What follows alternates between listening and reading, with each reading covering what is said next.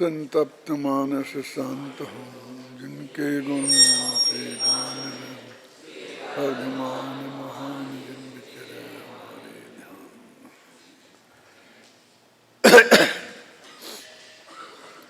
अभी तक आत्मा किसका करता है और किसका करता नहीं है, इस बात को व्यवहार निश्चय नए से बताते आए हैं और ये कहते रहे हैं कि यह आत्मा अपने ही परिणामों का कर्ता और भोक्ता है। जब हम ज्ञानी और अज्ञानी का भेद करते हैं तो ज्ञानी ज्ञान भावों का कर्ता होता है और अज्ञानी अज्ञान भावों का कर्ता होता है। तो उसमें ऐसा लगता है कि राग द्वेष भाव जो हैं वो ज्ञान भाव हैं कि अज्ञान भाव। तो वो ज्ञानी के राग द्वेषों को अज्ञान भाव में नहीं गिना। आपको कैसे, ये क्या अन्याय है? क्योंकि अनंतानुबंधी संबंधी जो राग है मिथ्यात्व सहित, उसको ही राग द्वेष कहते हैं अध्यात्म में, और चूंकि वो ज्ञानी में है नहीं, हमको ऐसा लगता है कि जब कोई ज्ञानी के साथ में पक्षपात किया है कि वो ही राग है, उस राग का कर्ता ज्ञानी को तो कह रहे और ज्ञानी को नहीं कह रहे। और हम ऐसा देखते हैं कौन सा राग, तो स्त्री का, पुत्र का, मकान का, जायदाद का, रुपए का, पैसे का, हमको तो यही राग दिखता है ना। राग का रूप तो हमारे सामने यही है। अब राग ज्ञानी के भी यही राग है और अज्ञानी के भी यही राग है, और इसी राग का कर्ता ज्ञानी नहीं है और अज्ञानी है। अब सामने वाले इसको जानते ही नहीं है कि अनंतानुबंधी का राग क्या होता है, अप्रत्याख्यान वर्ण का राग क्या होता है, प्रत्याख्यान वर्ण का राग क्या होता है। और जरा छाती पे हाथ रखकर विचार करो कि हम लोग मोक्षु भाई लोग कितना जानते हैं इस बात को। क्या आप ऐसा भेद कर सकते हैं कि आपको जो भी राग हो रहा है वो अनंतानु संबंधी से है कि अप्रत्याख्यान वर्ण है कि प्रत्याख्यान वर्ण है, सबका है तो चारों ही ना। आपको जन्म मिथ्यात्व की भूमिका है तो चारों ही राग है ना, संतुलन भी है। तो उसमें हम बाइफरकेशन कर सकते हैं ना? तो नहीं कर सकते हैं। तो सिर्फ ऐसा ही सैद्धांतिक ही हो गया ना, समय सार में पढ़ के जान लिया, लेकिन हम ऐसा यहाँ भेद नहीं कर पा रहे। मैं थोड़ा सा आपका अंदाजा कराता हूँ तो आपको आएगा। जैसे स्वस्त्री संबंधी राग है वो अप्रत्याख्यान वर्ण का है, और परस्त्री संबंधी राग है वो अनंतानुबंधी का है। और कदाचित पुस्तक और पिछी कमंडल संबंधी राग हो तो वो प्रत्याख्यान संजुलन का ही राग है वो, है ना। यानी अपने में भी तो वो तो कह रहा है कि वो ज्ञानी के राग है ही नहीं, और जो राग नहीं है उसका कर्ता नहीं है। तो उसका कर्ता नहीं है, ये बात गले उतारने में कितनी आसान है कि जब है ही नहीं तो उसने किया, इसका क्या मतलब। जो चीज़ है ही नहीं उसको किसने किया और किसने नहीं किया, ये सवाल कहाँ खड़ा होता है। और जब हम ये भेद नहीं कर पाते हैं, और वही ज्ञानी का राग भी स्त्री पुत्रादिक संबंधी और अज्ञानी का भी स्त्री पुत्रादिक संबंधी, और दो एक ही टाइप के राग दिखते हैं, और उसी का ज्ञानी को अकर्ता कहते हैं और अज्ञानी को कर्ता कहते हैं, तो फिर प्रश्न खड़ा हो जाता है कि ये तो पक्षपात है। ये अंतर समझ में आए ना कि हमारे को राग को देखने की क्या विधि है। हमने ऐसे ही भेद किए, स्त्री का, पुत्र का, मकान का, जायदाद का, फिर देवसास गुरु का है।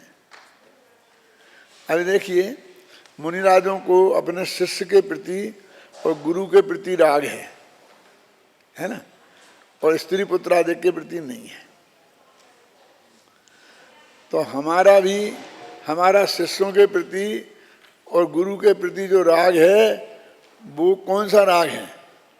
वो जो मुनियों वाला संतुलन वाला राग है। और स्त्री पुत्रादिक वाला है वो जो राग है वो। अब आप कहेंगे सब कैसे हो सकता है, इसमें ऐसा भेद कैसे डाल सकते हैं? देखो, इनकी हम जांच करके देखें तो हमको स्पष्ट प्रतिभाषित हो जाएगा। जिस तरह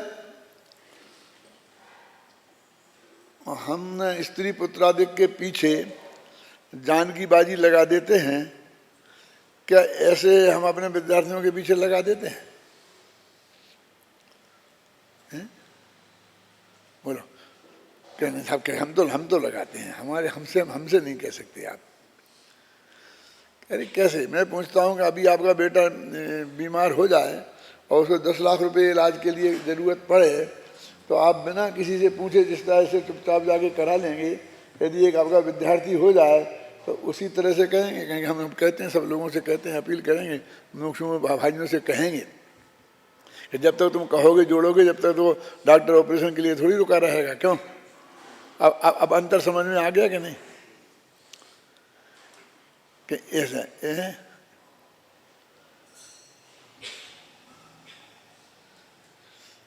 ऐसे गुरुओं के प्रति भी यदि अपना बाप को का ऑपरेशन कराना हो तो किससे पूछते हैं? और कोई ऐसा हमारा गुरु होगा जो उसको 10-5 लाख रुपया ऑपरेशन में खर्च होते हों और उसके पास व्यवस्था नहीं हो, तो फिर हम सब शिष्य मिल के करेंगे, कोशिश करेंगे करके। क्यों? मतलब वो बहुत मंद तीव्र का भेद नहीं, मंद तीव्र तो लिस्या का भेद है, वो क्वालिटी में ही फर्क है। आधा समझ आए ना? तो मुनिराजों को शिष्यों को प्रति ऐसे, गुरुओं के प्रति ऐसा ही होता है, बस खत्म। अब अभी ये कहते हैं कि जैसे कि अपने हुआ तो जैसे भी भक्ष अभक्ष खा करके जैसे भी बचे, वो हम बचाने के लिए उसे कोशिश करते हैं। और फिर किसी देवी देवता की पूजा करनी पड़े, क्यों, तो हम वहाँ भी जाने को तैयार हो जाते हैं। क्यों? अपने बच्चों के लिए, अपनी पत्नी के लिए, अपने पति के लिए। सब न भक्ष अभक्ष का विचार है, न हिंदू मुसलमान का विचार है कि डॉक्टर हिंदू है कि मुसलमान है। क्यों? ये सारी चीज़ें नहीं है। और न देवी देवता का विचार है, न कुछ है।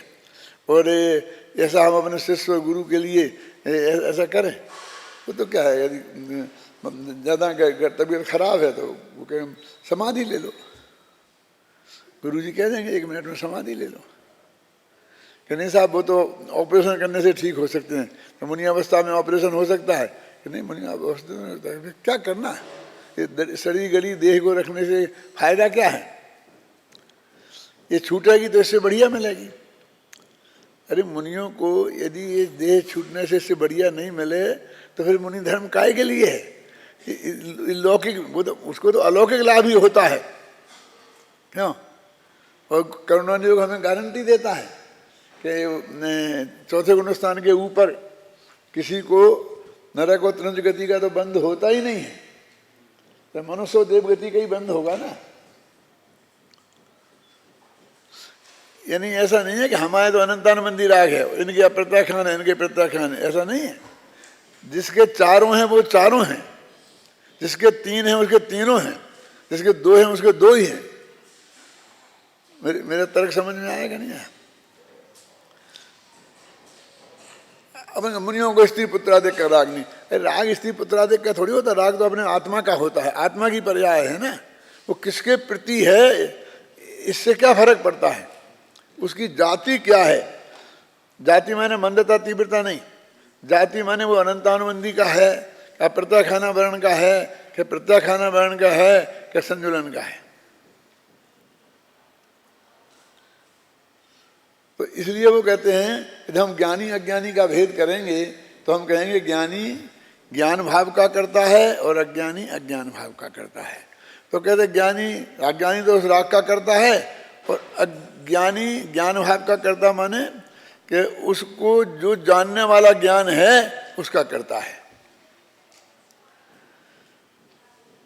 अब इसमें हम और थोड़े से गहराई में जाएं, क्या कि ज्ञानी की उस राग की क्रिया का करता, तो उसमें कहते कि राग जो राग भाव है, राग द्वेष क्रोध मान माया लोभ जो भी हैं, तो इनको अज्ञान भाव कहना कि ज्ञान भाव कहना है। तो इसमें एक कलश आता है और जिसका हिंदी पद्यानुवाद है, मुझे याद आ रहा है ज्ञानी के सब भाव ज्ञान से बने हुए हैं, अज्ञानी के सभी भाव अज्ञानमयी हैं। और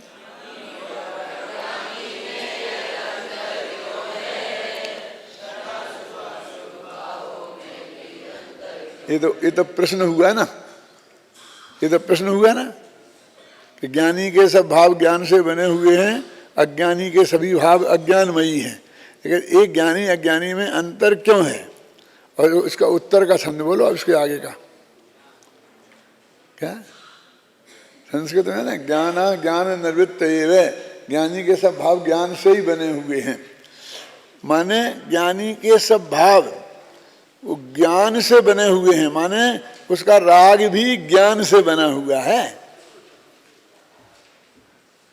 वो ज्ञानी के अकेले जो जानने वाले भाव को तो ज्ञान भाव कहें वो, और उसको अज्ञान भाव ऐसा नहीं है। ज्ञानी के स्वभाव ज्ञान से बने हुए हैं और अज्ञानी के सभी भाव अज्ञानमयी हैं। मिठाई की दुकान पर जितने भी मिठाइयाँ हैं वो सब शक्कर की ही हैं, चीनी की ही हैं। अब किसी में बेसन डाल दिया, किसी में गेहूं का आटा डाल दिया, किसी में कुछ मक्की का डाल दिया, और वो क्या क्या डालते हो, मुझे मतलब ये सूजी बूजी क्या बोलते हो आप, वो डाल दिया। उससे क्या फर्क पड़ता है? लेकिन उसका मिठाई नाम तो उस मीठे की वजह से पड़ा है।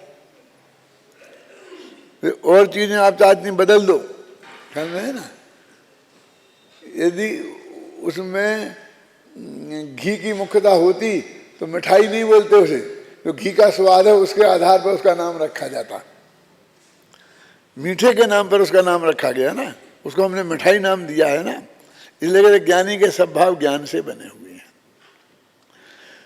अब वो कहते हैं कि हमने तो शास्त्रों में देखा है कि व्यवहार ज्ञानी को भी इनका कर्ता कहा जाता है, यहाँ तक कि परद्रव्य का कर्ता भी कहा जाता है।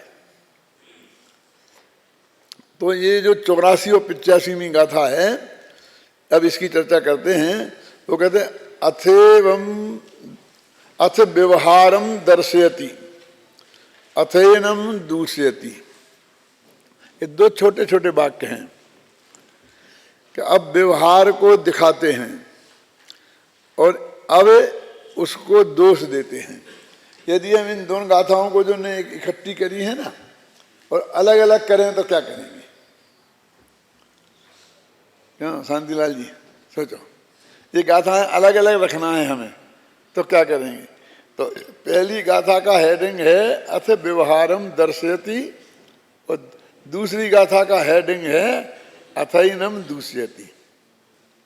क्या यानी पहली जो गाथा मैंने 84वीं गाथा है उसमें व्यवहार दिखाया है और फिर 85वीं गाथा है उसमें व्यवहार के का निषेध किया है। समझे ना? जैसे लोग कहते हैं समय सार निश्चय का ग्रंथ है, और पंडित जी ने लिखा भी नहीं समय सार की स्थिति में, तू छे निश्चय ग्रंथ भंग सगला व्यवहार ना भेदवा। तू निश्चय का ग्रंथ है और व्यवहार के जितने भंग हैं उन सगला सभी भंगों को निषेध करने वाला है। ख्याल में ना? तो लोग कहते हैं कि आप क्या कहते हो कि समय सार में व्यवहार का कथन नहीं है? तो ऊपर की गाथा प्रस्तुत कर देवे कोई आदमी, बस खत्म। ये अपन एक एक गाथा प्रस्तुत करते हैं कि नहीं करते हैं? तो वो कर देवे कि व्यवहार से दुआदा पोगल कम्मम करे दिने हम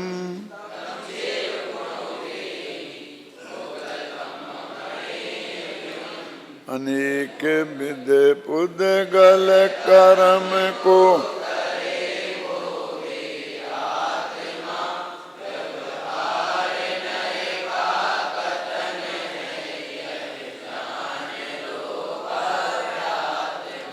यदि इतनी ही बात यही गाथा कोट कर देवे तो फिर आत्मा परद्रव्य का कर्ता भोगता है, ये बात आ गई ना इसमें।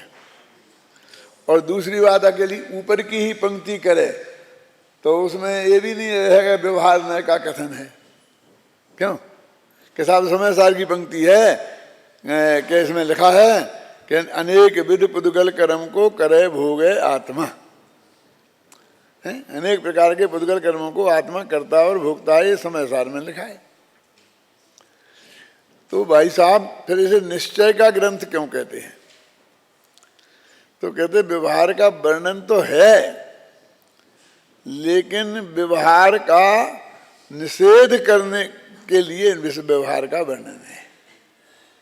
क्या? निश्चय का वर्णन ग्रहण करने के लिए है और व्यवहार का वर्णन निषेध करने के लिए है।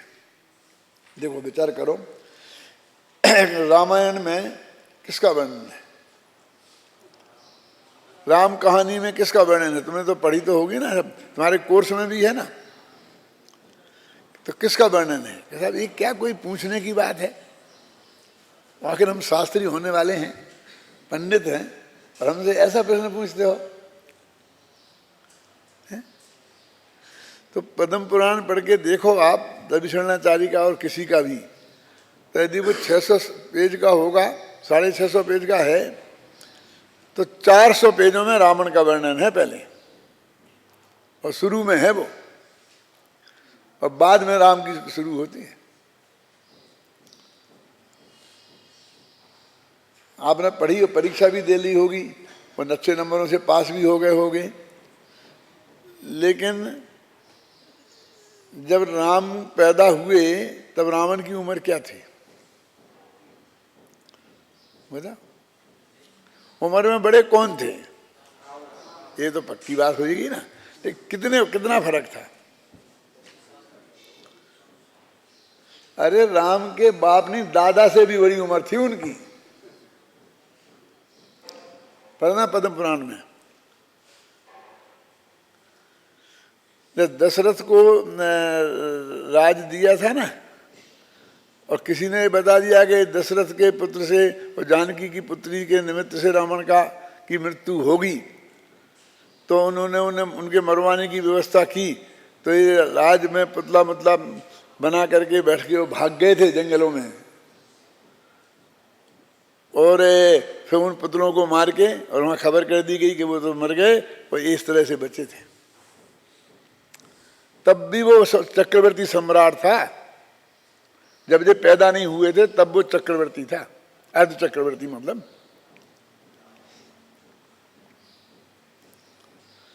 एक दो लड़ाई बराबरी की थोड़ी भाई, एक तो 80 वर्ष के बुढ़े की और एक 25 वर्ष के जवान की लड़ाई भई है वो। और ऐसे ही हर नारायण प्रतिनारायण का होता है, समझिए ना। वो बहुत मतलब पहले से होता है, जब पढ़ोगे उसमें आप इस हिसाब से देखा ही नहीं होगा तो अब क्या करोगे, समझ में नहीं आएगा ना कैसे बक्या। तो वो कि 400 पेज रामायण में, हमें तो तुम कहते हैं रामायण, हमें तो ये रामायण जैसी लगती है। और जैन रामायण तो पढ़ोगे तो इतनी प्रशंसा है उसकी, इतनी प्रशंसा की है उसके वैभव की, प्रताप की, धर्म रुचि की और सब बात की। और हिंदू धर्म में भी उसे ब्राह्मण माना है। रावण ब्राह्मण था और राम क्षत्रिय थे, और उनके यहाँ 4 वर्णों में ब्राह्मण वर्ण को ही उस सबसे ऊंचा माना जाता है। क्या उनके यहाँ भी बहुत बहुत वो ज्ञानी था, आप समझे, उसको ज्ञानी बताया गया है। और अपने यहाँ भी आता है सब, भक्ति के बारे में तो आता है ना, जैसे भक्ति करने लग गया था तो करते करते वो टूट गया, तो नस पे से ही वो ऐसा ऐसा करता रहा, नस कटती रही और वो तांत बजाता रहा। इतना वर्णन है। ऐसा प्रश्न किया टोडरमल जी के मोक्ष मार्ग प्रकाशक में कि रावण के इतने गीत क्यों गा रहे, राम के गाना चाहिए ना। तो उन्होंने एक ही जवाब दिया कि रावण के गीत नहीं गाएं तो उसको जीतने वाला राम बड़ा कैसे होगा। ये कहेंगे बिल्कुल पिद्दी सा था, आंखों में से आंसू टपकते रहते थे, नाक में बहती रहती थी, कुछ ताकत नहीं थी, रोता फिरता था, एक चांटा मारा तो गिर जाता था। ऐसे रावण को राम ने मारा तो राम का बड़कपन कहाँ हुआ है?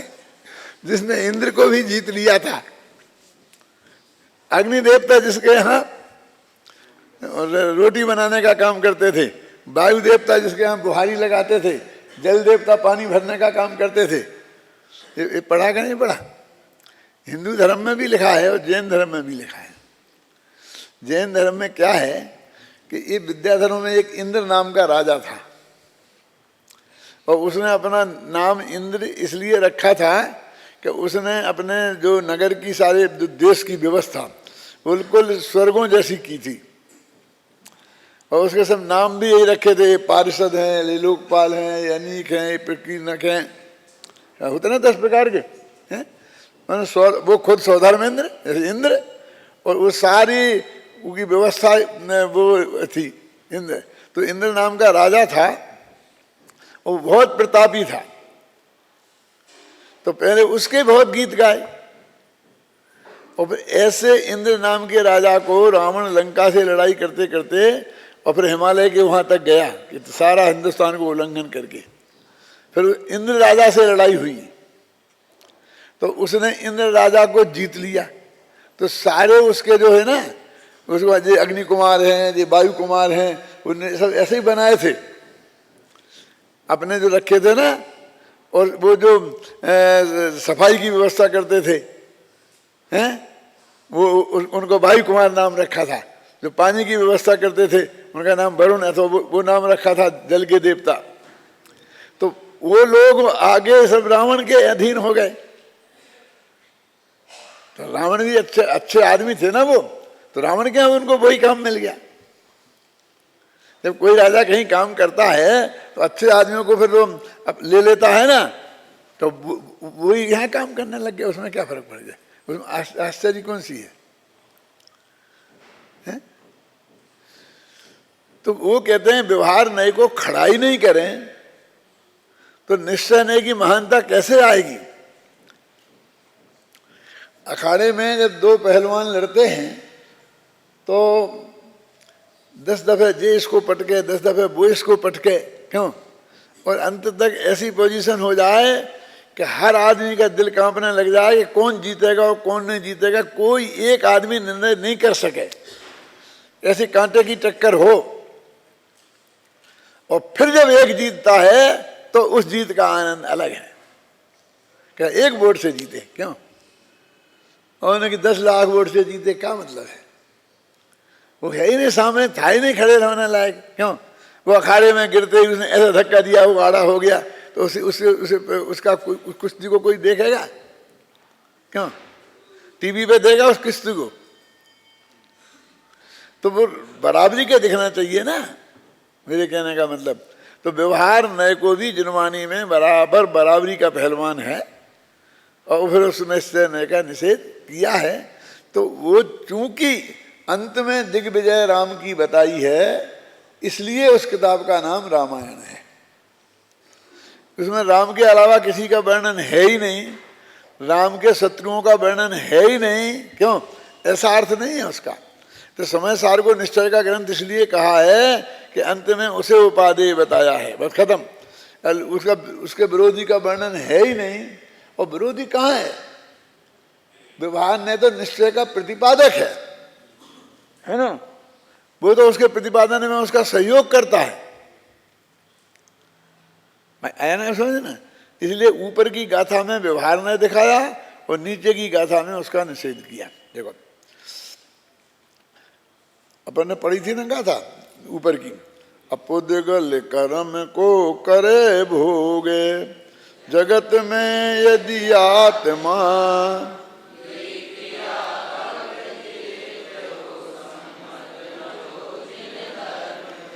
कि यदि हम ऐसा कहें कि आत्मा पुद्गल कर्म को करता और भोगता है, तो अभी कहा था कि आत्मा अपने को करता भोगता है, तो उसको तो तुमने मिटाया नहीं। ऐसा तो नहीं कहा कि अपने को नहीं करता भोगता, वो पर को करता भोगता है, क्यों?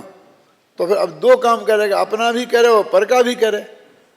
तो उसको जैन धर्म को वो बात स्वीकार नहीं है, और कहते उसको दुक्रियावादी मिथ्या दृष्टि कहा गया है। वो आते हैं बनारसी दास, एक द्रव्य के ना करता द्रव दो, और 2 क्रिया एक द्रव्य ना धरतु है। दुक्रियावादी के 2 अर्थ होते हैं। क्या होते हैं दो अर्थ? कि एक द्रव्य दो द्रव्यों का काम करे, अपना भी करे और पराया भी करे। एक तो जे और दो द्रव्य मिलकर एक काम करें, इसे भी दुक्रियावादी कहते हैं। क्या?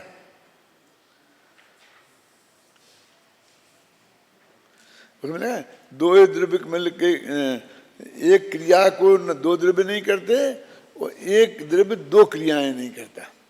अब इसको जरा देखो, समझो उदाहरण से तो बात समझ में आएगी कि एक आदमी हमारे छुट्टी मांगने आया ऑफिस में और उसने बहुत बहुत ज़रूरी काम है, तो हमने कहा भाई अभी कैसे दे सकते छुट्टी, अभी पढ़ाई का टाइम है, अभी ये है वो है, सब बहुत काम बहुत है, मेहमान आ रहे, शिविर का समय हो गया, अभी छुट्टी नहीं मिल सकती।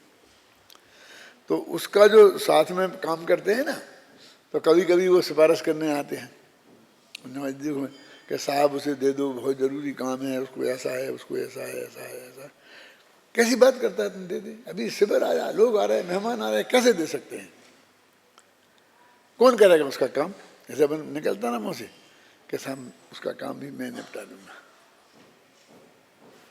उसका काम मैं कर लूँगा, आप फिक्र नहीं करो, उसे छुट्टी दे दो, उसे बहुत ज़रूरी में जाना है।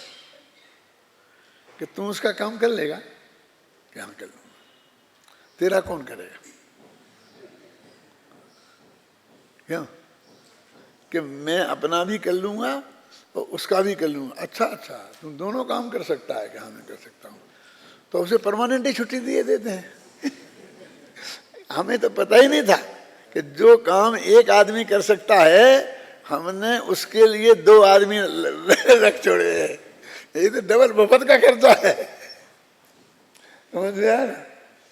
यदि एक ही आदमी दोनों का काम कर सकता है तो वो तो एक ही का काम हुआ ना, उसको दो आदमी रखने की क्या जरूरत है? तुमको तो पूरा 8 घंटा तुम्हारे को काम है, तो यदि तुम 4 घंटा उसका करोगे तो निश्चित रूप से 4 घंटा तुम्हारा काम छूटेगा, तुम्हारा काम चढ़ जाएगा, बिगड़ जाएगा, एक्यूरेसी नहीं आएगी उसमें। क्यों?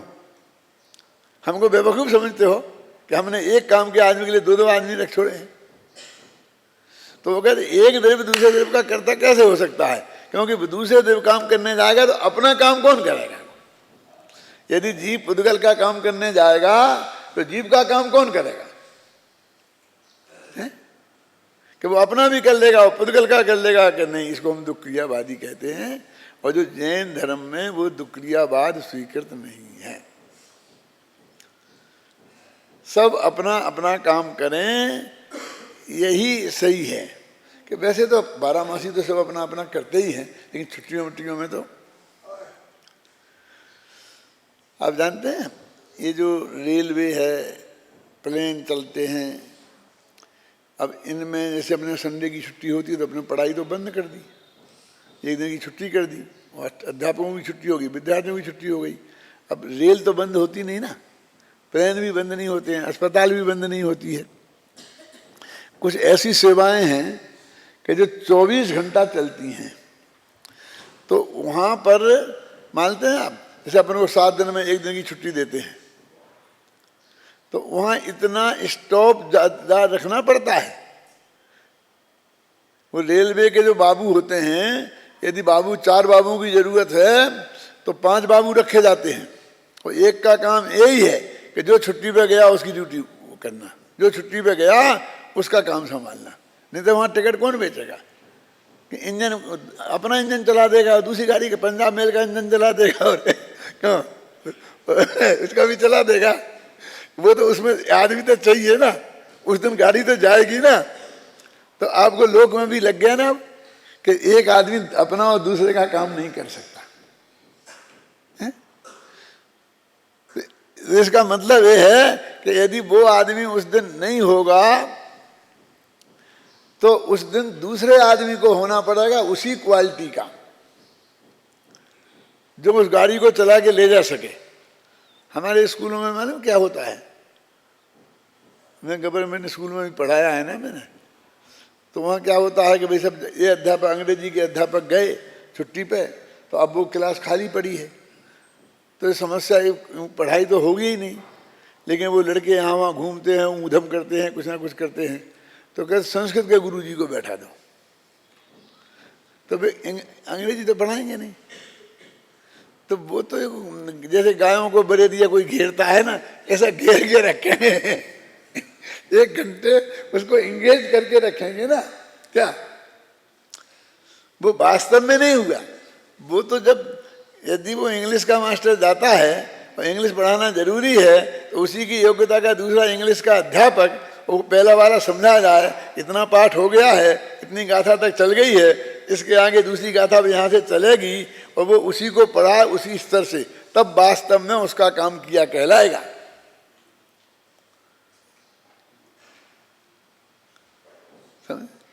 हर एक काम की प्रकृति तो ऐसी है। क्यों दिनकर भाई आपके मरीज होते थे, तो आप नहीं है तो दूसरा डॉक्टर देख लेगा, तो टेम्परेरी दवाई दे देगा। तो आप मरीज हैं, 10 साल से 20 साल से आप उसे देखते हैं, आपको उसका असर नेचर मालूम है, क्या दवाइयाँ चल रही हैं, क्या हो रही है, तो वास्तव में इलाज तो आप ही कर सकते हैं ना। यदि आप दूसरे डॉक्टर को कुछ उसका थोड़ा केस स्टडी समझा के जाएं, तो वो भी टेम्परेरी रूप में कुछ तो देख सकता है।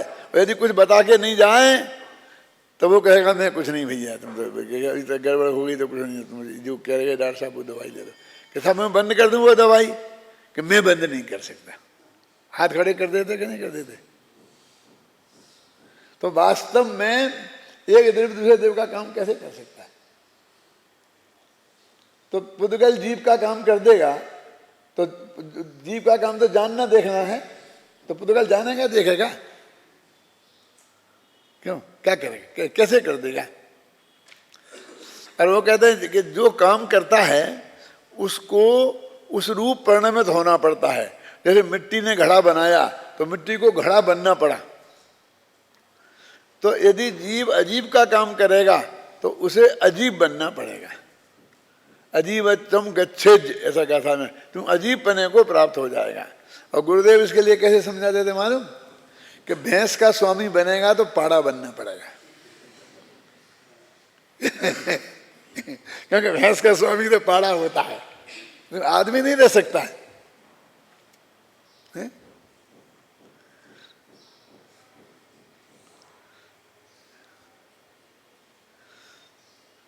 ये लोग गालियां देते हैं ना पशुओं को, माँ की बहन की चाय जैसी, तो वो उनके लिए व्यंग किया है। एक चतुरसेन शास्त्री हुए हैं बहुत बड़े, एक चंद्रधर शर्मा गुलेरी हुए हैं बहुत बड़े कहानीकार। तो उन्होंने एक कहानी लिखी है, उसने कहा था, तो उसने कहा था कहानी में अमृतसर के गलियों का वर्णन किया, वहाँ से शुरू होती है।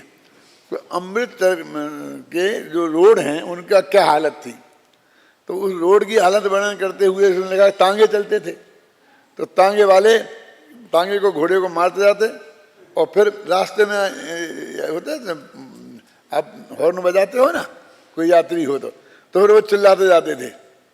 और बहुत अच्छी भाषा लगी है, बच जा पुत्ता प्यारिये, ऐसे शब्द बड़े बड़े कि नहीं बड़े हैं। और घोड़े को हाथों, घोड़े की चाल कमजोर हो गए तो उसको भी कुछ ना कुछ गालियां बकते जाते थे। तो उस कवि ने, उस लेखक ने अत्यंत सभ्य भाषा में लिखा, क्योंकि वो गाली उसमें लिखना नहीं चाहता था, वो जो वो बोलते हैं। तो उसने क्या लिखा कि घोड़े की नानी से निकट का संबंध स्थापित करते हुए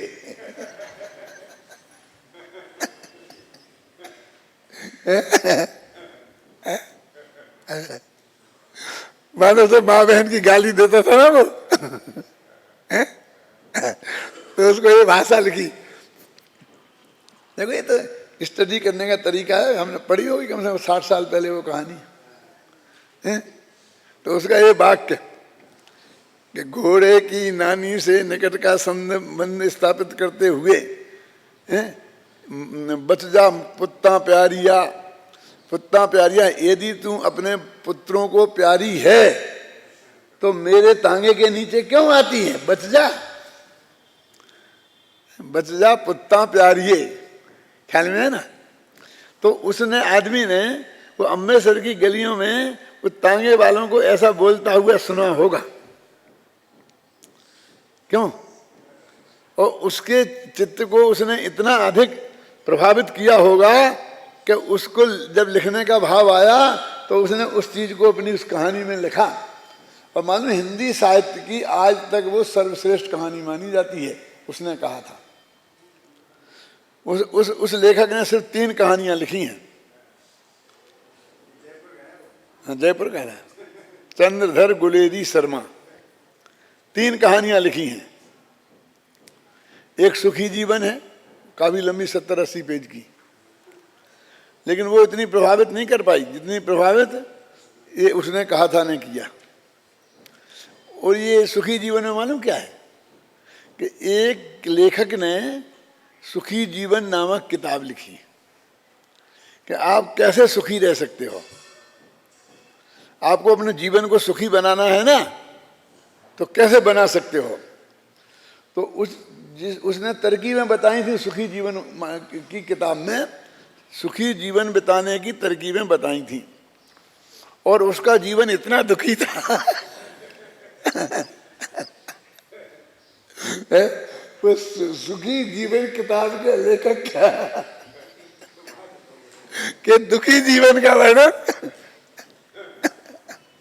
उसमें किया है उसने। क्या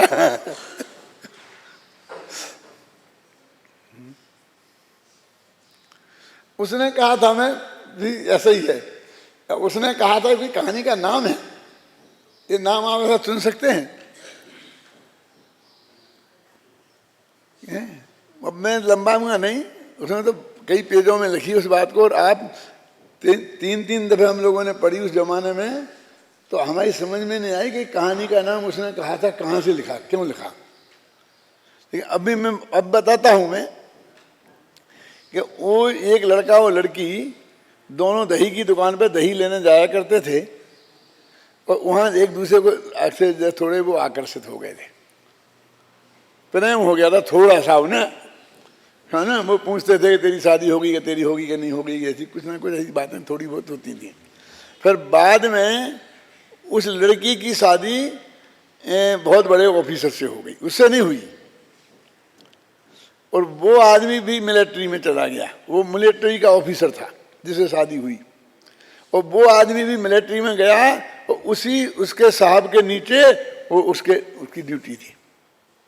क्या तो वो जब वो वहाँ पर और साहब के यहाँ उसकी ड्यूटी पे गया, वो कहीं साहब से मिलने, तो वहाँ वो लड़की उसे मिली जो उसका उस वक्त जो समझे ना दही की दुकान पे दोस्ती होती थी, इतनी सी बात है। तो वो लड़की और उनमें मिले, थोड़े बहुत प्रेम की, अच्छा तुम्हारी शादी इनके साथ हो गई कि हाँ साहब, मतलब वो साहब की मैसेज हो गई उसकी। तो फिर युद्ध के मैदान में कोई जापान वापान से झगड़ा चल रहा था ना, हिटलर का, उस वक्त की कहानी है। तो युद्ध के मैदान में उस सिपाही को भेजा गया और साथ में वो साहब भी गए। उन्हीं की टुकड़ी में वो कैप्टन थे और वो सिपाही था। तो जब वो तिलक करके पत्नी भेज रही थी और वो भी वहाँ था, तो उसकी पत्नी की आंख में आंसू थे। तो उसने कहा कि तुम साथ में जा रहे हो ना, कि हाँ, तो साहब का ध्यान रखना। क्या उसकी पत्नी ने उस जोधा सिंह से कहा कि तुम थोड़ा साहब का ध्यान रखना, बस खत्म। क्या तो इतनी सी बात थी। अब वहां युद्ध के मैदान में अपनी सेना भागने लगी, लड़ाई वड़ाई हो गई, ये हो गई वो हो गई। और एक ऐसा प्रसंग आया कि वो साहब की जान जोखिम में थी, तो इसने अपनी जान की बाजी लगा करके उसकी सुरक्षा की। तो साहब ने उसके मरते मरते उससे पूछा क्या कि जोधा सिंह तबीयत ठीक है, क्या हुआ, कैसे हुआ, तूने ऐसा क्यों किया, तूने अपने जान जोखिम में क्यों डाली। कि साहब आपकी जान जोखिम में थी। क्या तो तूने क्यों डाली। तो मरते मरते उसने क्या कहा, उसने कहा था तुम्हारी वजह से नहीं डाली मैंने तुम्हारी पत्नी जो मेरी प्रेमिका है उसने कहा था कि साहब का ख्याल रखना। तो उसने अपनी जान की बाजी लगाकर इस कीमत पर भी साहब का ख्याल रखा।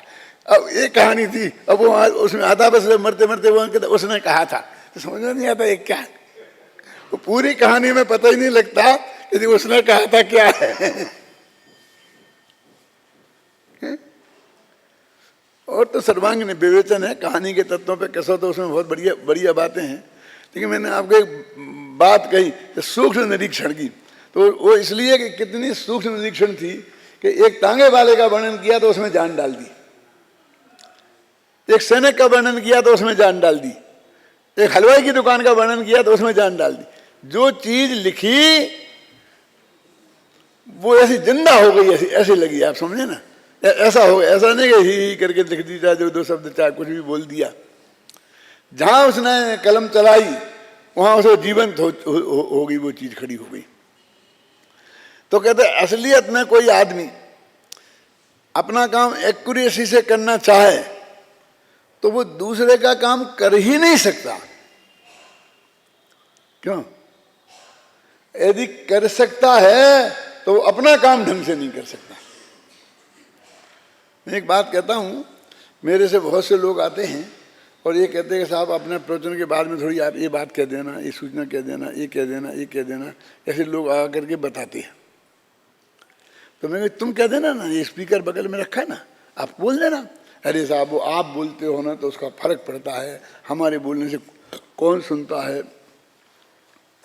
तो मैं उनसे कहता हूँ कि तुम मुझे याद दिलाना जब प्रवचन खत्म हो जाए।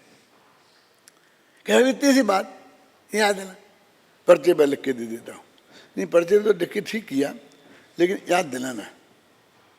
अब उसकी समझ में ये नहीं आता है कि ये इतना बड़ा पंडित, इतनी गाथाएं याद हैं इसे, और अब भी हाल की बात, और 1 घंटे बाद सूचना देनी है और पर्चा भी लिख के रख दिया है और फिर भी कहता है याद दिलाना। बोलो रमेश, कठिन काम है कि सरल? बोलो, पहले प्रवचन की गद्दी पे बैठो तो मालूम पड़ेगा। अब मैं 1 घंटे उसे याद रखूं तो मैं प्रवचन कैसे करूंगा? आप समझे ना, मेरा चित्त बटेगा ना, क्योंकि जनता तो ऐसी है कि इसमें नीचे स्प्रिंग लगी होती है। हम यदि सांस लेने के लिए 1 सेकंड को रुके तो उठ के खड़ी हो जाती है, जा वाणी के ज्ञान से तुझे।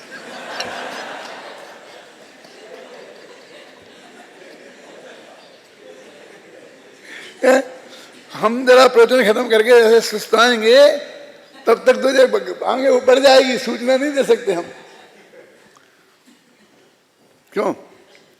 मैंने कहा मैं माथे पे बोझा लेके नहीं चलता, तुझको सूचना दिलानी है तो तुझे जब मेरा प्रवचन खत्म हो, लोग न उठ पाए, उसके पहले मुझे बताना पड़ेगा, कि कहना पड़ेगा तो मैं तेरी सूचना अवश्य दे दूंगा। समझ नहीं ना? तो उसने कहा ठीक है साहब, मैं याद दिला दूंगा। फिर उसने मुझे याद दिलाई और मैंने उसकी सूचना दी। फिर मैंने कहा भैया क्या आया था आज प्रवचन में? कि मैंने कुछ नहीं सुना। क्यों? कि मैं यही याद रखा कि इनका खत्म हो मेरा।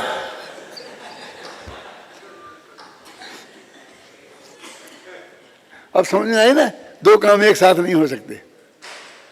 आपके प्रवचन में रंग क्यों नहीं आता है? आप 6 काम एक साथ में लेके बैठते हो। मैं कुछ नहीं लेके बैठता हूँ। ये कहते आगे रूमाल खो के मत जाना, कि आ जाए तो समझना कि अपना है, नहीं तो इतना ही काल टाइप ना था। एक साल मत खो देना, टोपी संभाल के रखना, ये कुछ नहीं, मेरा काम नहीं है। ये रहेगा तो रहेगा, रह जाएगा तो जाएगा, मैं कुछ नहीं जानता। मैं तो प्रवचन करता हूँ, मैं पढ़ता हूँ, मैं पढ़ाता हूँ, मैं ये नहीं कर सकता। और जो सब कर सकता है वो कुछ नहीं कर सकता। अपने चित्त को पूरी तरह उसको एकाग्र होना चाहिए ना, अपने विषय पर केंद्रित होना चाहिए ना, कि क्या बात कही जा रही, क्यों समझाई जा रही है। तो यहाँ ये कह रहे हैं कि दुक्रियावादी का अर्थ कर रहा हूं मैं, कि 2 काम एक साथ नहीं किए जा सकते। एक द्रव्य 2 काम नहीं कर सकता। वो अपना करेगा, दूसरा दूसरे का करेगा। क्यों करे? कोई किसी का काम क्यों करे। ठाकुरों की बारात में नाई मसाल लेके चलता था, तो नाइयों की बारात में कौन मसाल ले। हम सब अहिमिंद हैं, प्रत्येक आत्मा पूर्ण समर्थ है, तो हम किसी का काम क्यों करें और कोई हमारा काम क्यों करे। देखो, जब सुखी जीवन आएगा, समृद्धि आएगी, फिर नौकर नहीं मिलेंगे, अरबों रुपए तुम्हारे पास होंगे, समझे ना। लेकिन अपना बिस्तर खुद लगाना पड़ेगा, अपना सामान खुद उठाना पड़ेगा। समझ में आई ना आपकी में। क्योंकि जब देश समृद्ध होगा तो उसका मतलब तुम्हारी समृद्धि माने देश नहीं है, हर बच्चे बच्चे की समृद्धि का नाम देश की समृद्धि है। और जब हर बच्चा बच्चा समृद्ध होगा तो नौकरी कौन करेगा, हमें पानी भर के देगा कौन।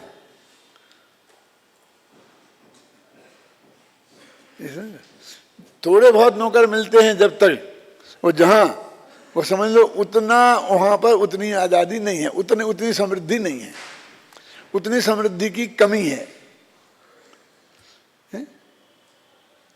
अरबपति हो जाओगे ना तो तुम्हारा बेटा तुम्हारी सेवा नहीं करेगा, नौकर करेगा, और नौकर नहीं मिलेंगे तो खुद करनी पड़ेगी, बेटा नहीं करेगा।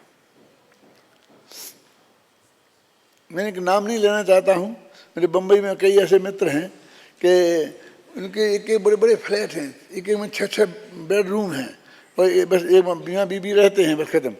बच्चे विदेश चले गए हैं, और ऐसे 4 भाई हैं, और उनका एक 80-90 वर्ष का बाप है, एक माँ है, उसके लिए उतना ही बड़ा एक फ्लैट अलग है।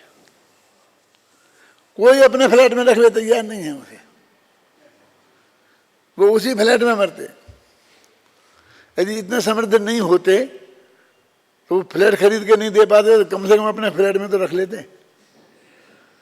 क्या है कि नहीं है, बोलिए। नाम मेरे जबान पर रखा है, लेकिन अभी लेना नहीं चाहता हूं।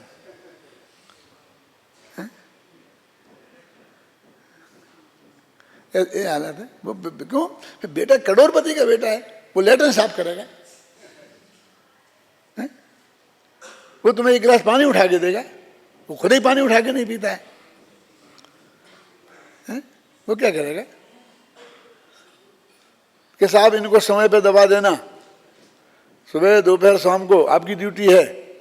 हाँ, मैं एक नर्स रख दूंगा 24 घंटे, वो नर्स जो अस्पताल में है ना उसी को भेज देना, कि हम क्या करेंगे, दूसरी रख लेना, वो जानती है ना पिताजी का सब कब दवाई कब देना, इसी काम के लिए नर्स रख देगा, बस खत्म। समझ लो, बनना है ज्यादा बड़ा आदमी है।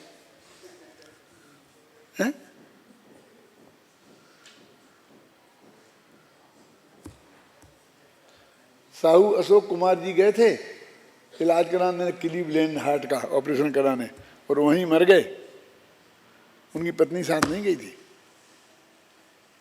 बेटा गया था कि नहीं गया था पता नहीं है। अब चूंकि हम साहू जी नहीं है ना, इसलिए हमारी पत्नी साथ में जाती है। जब ज़्यादा अस्पताल में जाए तो साथ में रहती है, सब जगह साथ में रहती है। यदि हम साहू जी जैसे हो जाएंगे तो फिर उस दिन हमारा भी यही संकट खड़ा हो जाएगा।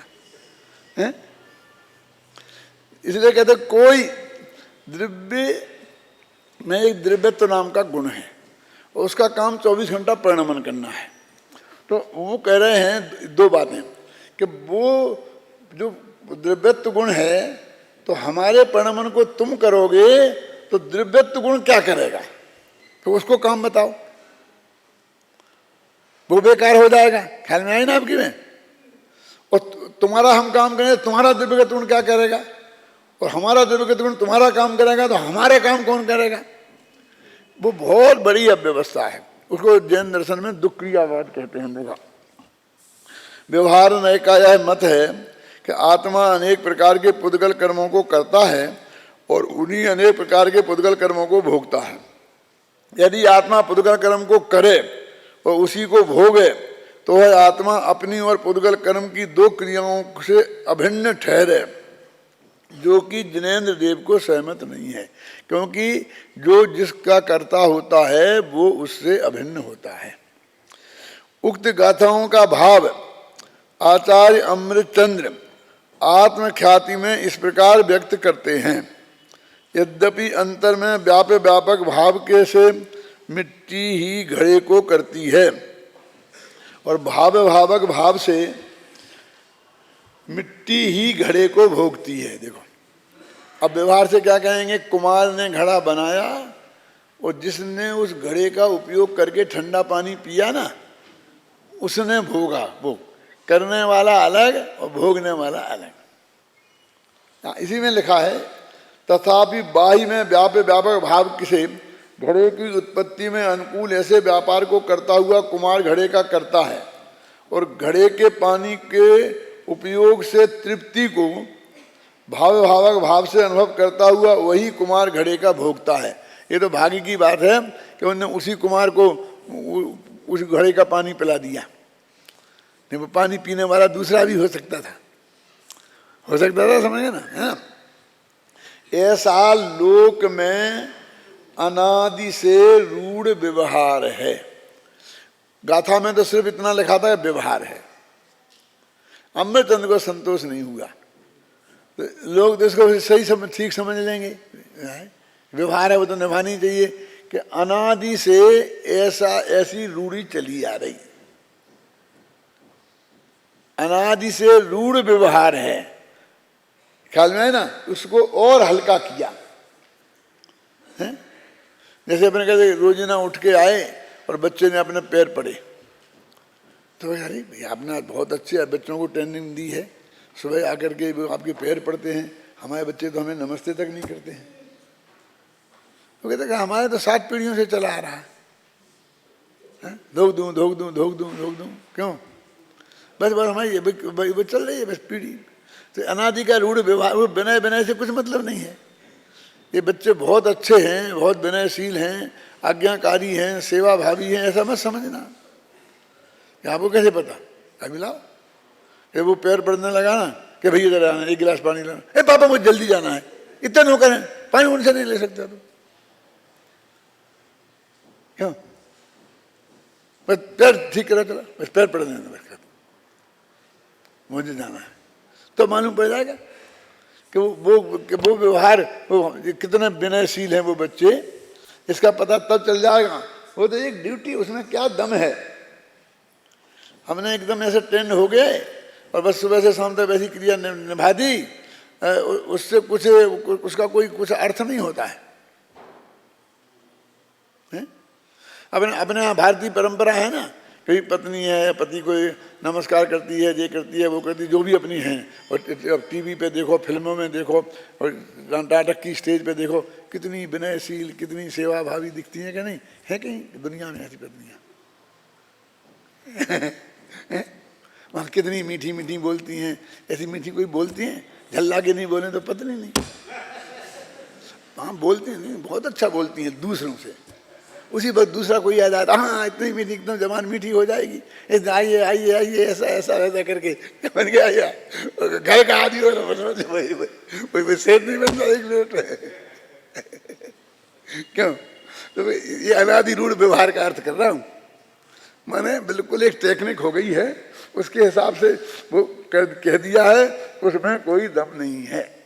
माने एक द्रव्य को दूसरे द्रव्य का कहना, ये अनादि का रूढ़ व्यवहार है, बस खत्म। जैसे अपन कहते हैं ना, आपकी कृपा से हो गया, आपकी कृपा से मैं गोल्ड मेडलिस्ट हो गया है, क्यों? मैंने यूनिवर्सिटी में टॉप किया है, आपके आशीर्वाद से। तो वो भी जानता है कि इसे कहने की तरीका है, इसमें मेरा कुछ है नहीं और मेरे आशीर्वाद से कुछ होता नहीं है ना? नहीं तो लेन लगती, मेरे आशीर्वाद से कुछ होने लगता तो आशीर्वाद लेने वालों की लेन लग जाती कि नहीं लग जाती है। मुझे तो पता ही नहीं कि मैंने तब तुझे कब आशीर्वाद दिया था और तूने कब लिया था, क्यों लिए दिया नहीं है। तो ऐसा रूढ़ व्यवहार है, वो तो एक कहने की भाषा है, वो यानी ये कहना चाहते हैं इसमें कोई दम नहीं है, मात्र कहने का व्यवहार है।